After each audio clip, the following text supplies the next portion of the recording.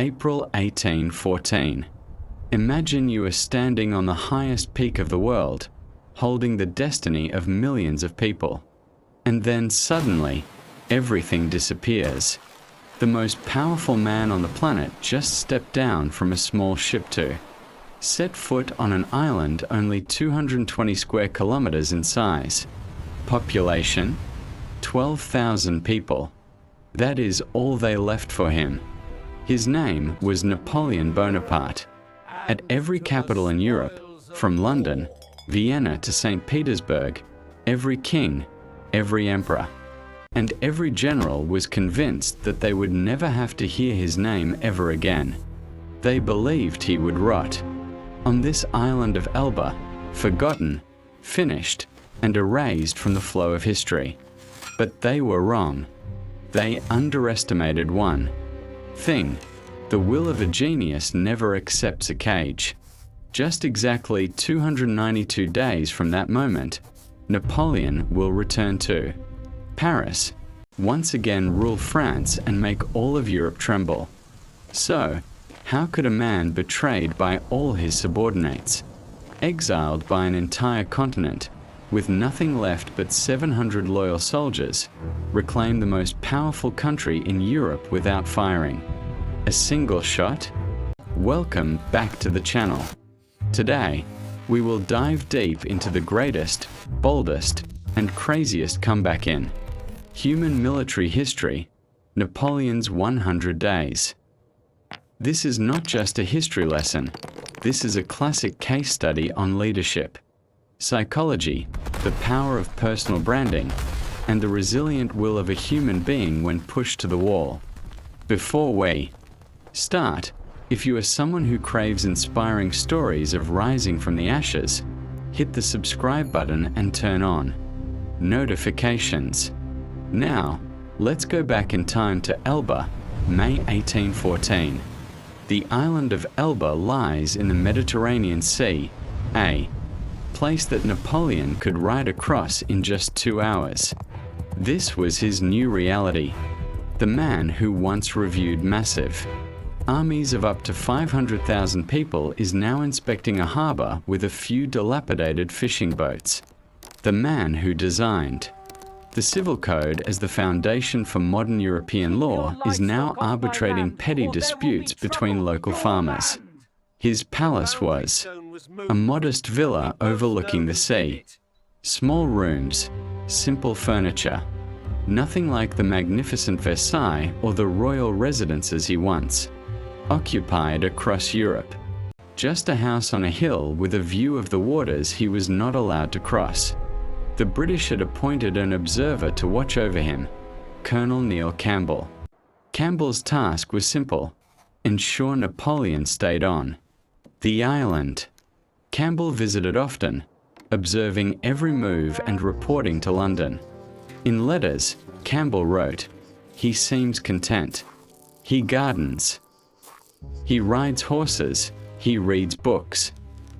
But what Campbell did not write, because he did not know, was what Napoleon was. Reading. Napoleon read every newspaper he could get his hands on.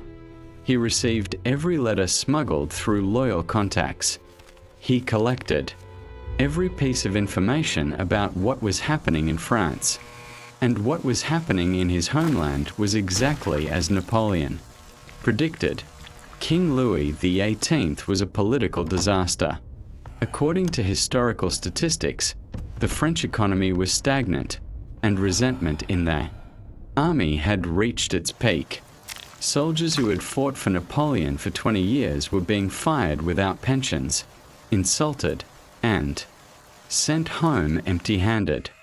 Talented officers who built careers under Napoleon were being replaced by old aristocrats, those who spent the war hiding in England and now returned to demand privileges. France was simmering, and Napoleon was reading every single word of that. Rage. He began receiving secret guests, former officers, loyal supporters.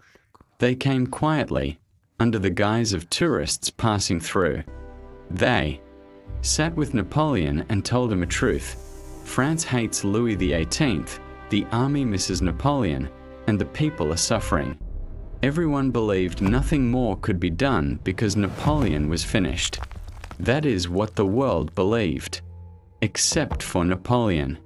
He began calculating with the precision of a mathematician. Napoleon memorized the map of the French coastline in his head. He knew where the royalist forces were most concentrated and where they were thinnest. He knew which regiment had served under him longest, which general still hid his portrait in their pocket. He knew that Colonel Campbell frequently took trips to mainland Italy to visit his mistress. Napoleon noted the predictable gaps in British surveillance. He still gardened, still rode horses, but in his mind, a plan for the boldest invasion in history was taking shape. By February 1815, he had everything he needed, except one thing: timing. On February 26th, Campbell boarded a ship for Italy. A routine trip, expected to return in 3 days. Napoleon stood on the shore, watching the British ship disappear behind the horizon. He turned to his chief of staff and said, "A short sentence. We leave tonight." Let's stop for a moment to reflect on this number. Napoleon Bonaparte is preparing to invade France, a nation with an army of 200,000 men, with only 700 soldiers and 7 fishing boats. This was not a military plan. This was a gamble on the human heart. On the night of February 26th, Napoleon's small fleet lay quietly in Porto Ferraio harbor. No lights, no noise. 700 soldiers boarded the ships in the dark. These were not recruits. These were seasoned veterans, those who had experienced Austerlitz, Wagram, and Moscow. Those who had followed Napoleon to the end of the world and returned. Napoleon walked along the pier, personally checking the ships, talking to the soldiers. He was strangely calm. An officer asked, softly, "Your Majesty, what if the royalist troops block us right on the beach?" Napoleon did not stop. "Then we will deal with it on the beach." The officer continued, "And if they outnumber us?" Napoleon stopped. "Look him straight in the eye. They certainly will. That is not the question. The question is whether they will dare to fire." The fleet sailed into the open sea in the dark. The 3-day crossing was full of tension. On the second day, a French royalist warship appeared on the horizon, heading straight for them. If that captain realized what was happening, the escape would end in a rain of cannonballs. Napoleon ordered the soldiers to hide below deck. Then, he stepped onto the bow in full uniform. When the royalist ship approached, close enough to shout across the water, Napoleon's captain called out, "Any news from Elba?" The royalist officer leaned over the side and replied, "Everything is still quiet. Bonaparte is still there." The 2 ships passed each other, heading in opposite directions. Napoleon had just performed a spectacular trick right before the eyes of the enemy. March 1st, 1815. Napoleon's 700 soldiers landed on a beach in southern France and began an 1,100 kilometers journey toward Paris. Royalist armies began moving to block them. Why didn't Napoleon run away? Why didn't he hide? Why did he walk straight into the guns of an army 10 times his size? The answer lies in what happened 6 days later at the gates of Grenoble. This is where history was decided by a single psychological moment. March 7th, 1815. Grenoble. Napoleon stopped his troops about 1 kilometer from the royalist regiment blocking the way. And then, he did something no one could have expected. He stepped forward, alone, unarmed, walking straight toward the loaded muskets. His officers tried to stop him. "Emperor, they will shoot." Napoleon did not turn back. "We'll see." The road was terrifyingly silent. Only the sound of his footsteps on the ground could be heard. The royalist soldiers watched him approach, their fingers on the triggers. Their commander shouted, "Hold your positions. Fire on my command." But something was happening in the ranks. These soldiers were not mercenaries. They were French.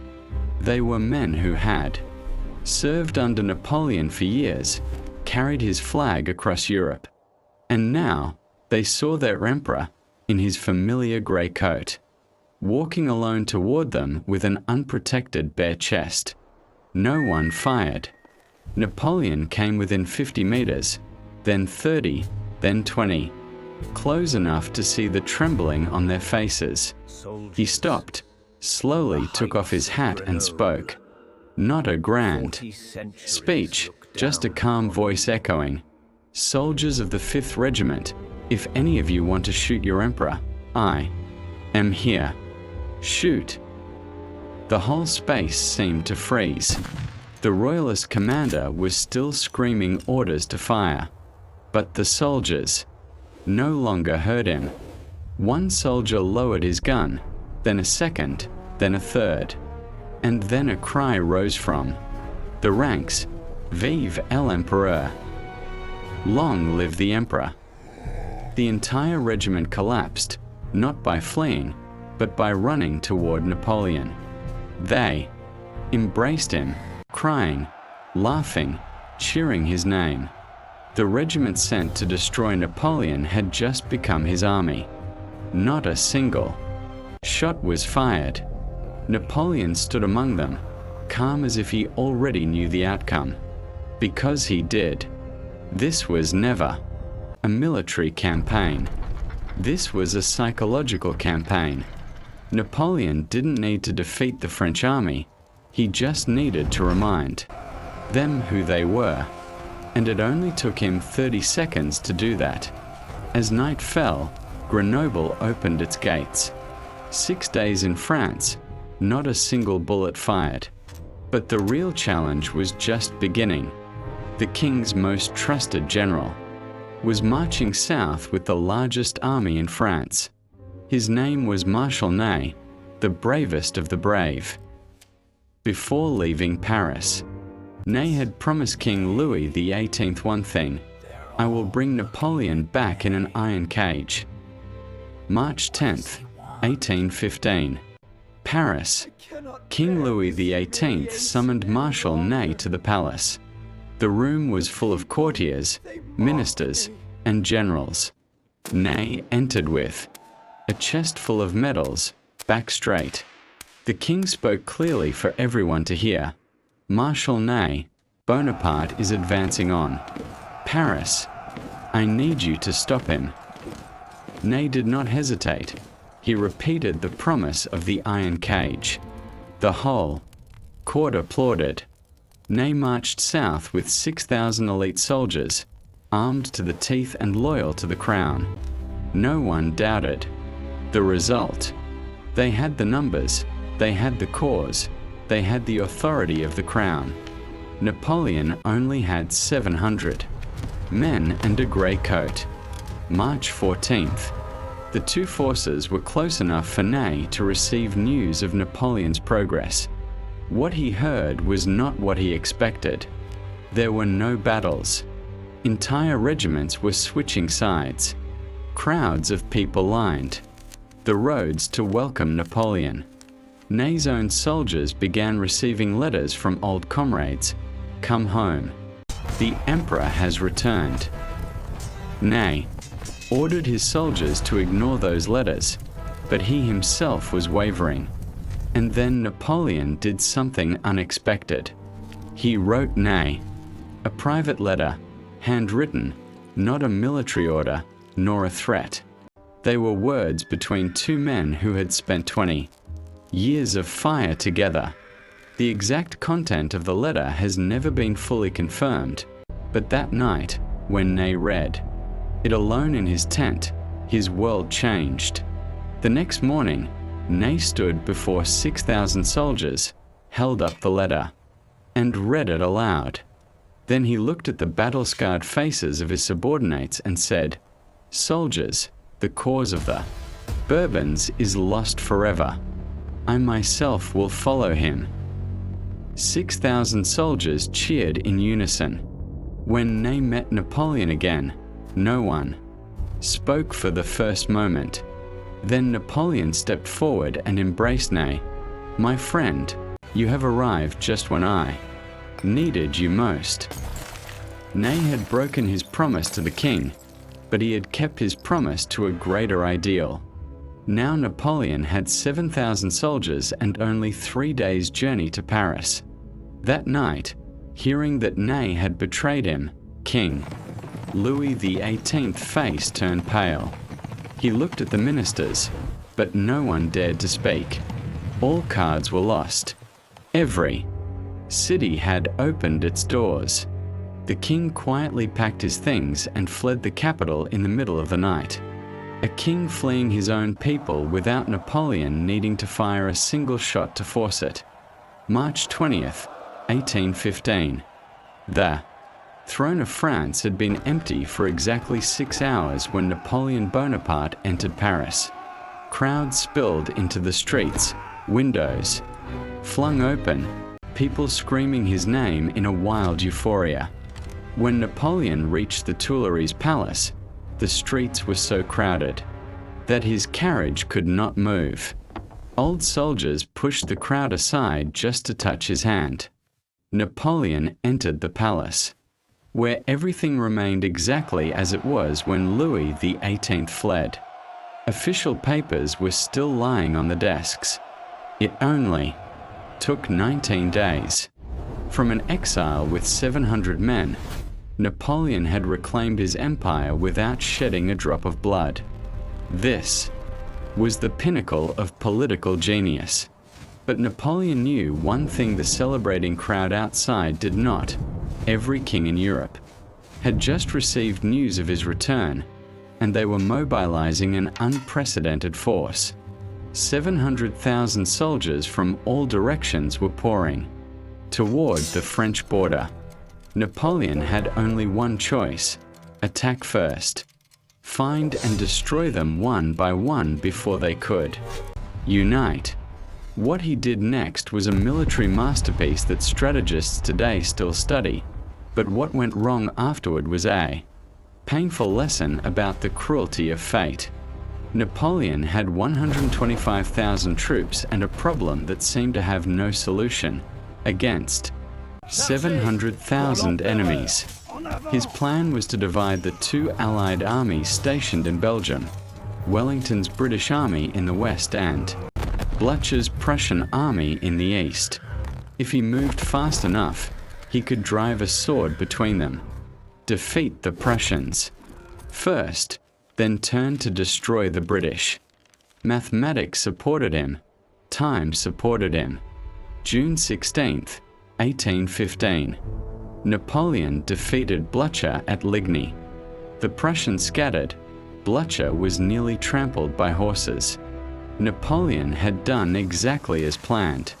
He gave Marshal Grouchy 33,000 troops, with orders: chase the Prussians, ensure they cannot return to save Wellington. Then, Napoleon turned west to face the Old Fox. Wellington, June 17th. Torrential rain. Napoleon marched through muddy roads to a small village, Waterloo. Wellington had chosen a perfect defensive position on a slope. He knew Napoleon was coming, and he also knew he could only win if the Prussians appeared.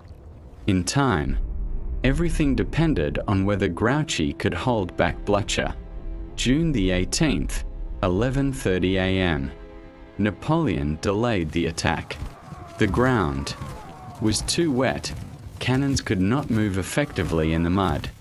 He waited for the ground to dry. 2 hours, maybe 3 hours. A seemingly minor decision, but it was the decision that cost him everything. Because while Napoleon waited for the mud to dry, Blucher did not run away. He was marching around the forest toward Waterloo. And grouchy, he was still, fumbling in the opposite direction, following orders mechanically while the sound of cannons from Waterloo echoed throughout the region. 12 noon.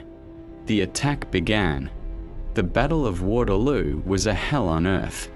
French infantry charged up the slope, were wiped out, then charged again. The British infantry squares refused to break. Napoleon looked at his watch. 4 p.m. A large cloud of dust appeared on the horizon. Hope flickered in the hearts of the French. It's grouchy. Reinforcements have arrived. Napoleon raised his telescope, but the flags that appeared were not French. They were Prussian flags with the Black Eagle symbol. Blucher had arrived, with 30,000 fresh troops, striking Napoleon's right flank just as the French were exhausted. 20 kilometers away, Grouchy's officers knelt to beg him to turn the troops back toward the sound of the guns. Grouchy refused. My orders are to chase the Prussians in this direction. He followed orders on paper while the reality on the battlefield was strangling his emperor. Napoleon played his final card, the Imperial Guard. Men who had never tasted defeat, the legends of the French army. They advanced up the slope in deadly silence. Wellington waited until they were only a few dozen meters away and shouted, "Fire!" The entire British line fired simultaneously. The guard faltered, stumbled, and for the first time in 20 years of history, they fled. When French soldiers saw the guard fleeing, a terror took hold. La garde recule. The guard is retreating. The entire French army disintegrated. Napoleon stood on the hill watching his empire collapse in the mud of Waterloo. The 8-hour battle ended 100 glorious days. The empire built in 19 days without guns was lost in a single afternoon. June 22nd, 1815. Napoleon abdicated for the second time. This time, the British did not take him to Elba. They sent him to St. Helena, a volcanic rock, sitting alone in the middle of the Atlantic, 2,000 kilometers from the nearest land. No escape, no army, only the vast ocean and memories of a glorious time. The story of Napoleon and the 100 days is not just about war. It is a lesson in the power of faith. Napoleon proved that a man with an iron will can change the world situation just by his presence. But Waterloo also teaches us that even the greatest geniuses can fail by the smallest details, a rain, a mistake by a subordinate, or a delay of a few hours. Statistics show that throughout his career, Napoleon won 52 out of 60 major battles he commanded. But history usually only remembers the last battle. Whether you are at the peak or being exiled on your own island, remember, rising again is always possible if you have enough courage to walk alone toward the guns of destiny.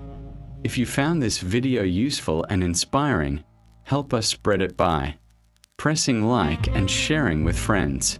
Don't forget to leave a comment about which moment in these 100 days impressed you most. Was it when he walked alone before the 5th Regiment, or the fateful betrayal at Waterloo? Subscribe to the channel so you don't miss stories about people who changed the world. Thank you for watching, and see you in the next historical journeys.